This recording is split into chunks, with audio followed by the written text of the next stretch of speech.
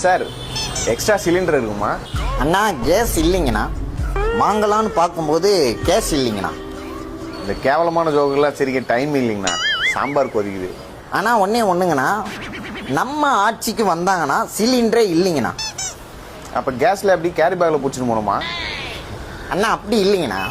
Foreign countries மாதிரி under ground வழியாக case லைனை வந்து பைப்பை வந்து விடுவாங்கண்ணா.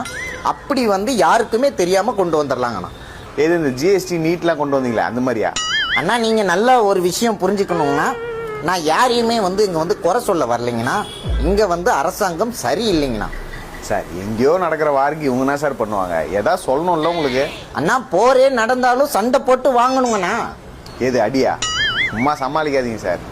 அண்ணா நீங்கள் உத்து கவனிச்சிங்கன்னா நீங்கள் வந்து தெரிஞ்சுக்கலாங்கண்ணா. இல்லை நார்மலாக பார்க்கும்போதே தெரியுது நீங்கள் சமாளிக்கிறீங்கன்னு.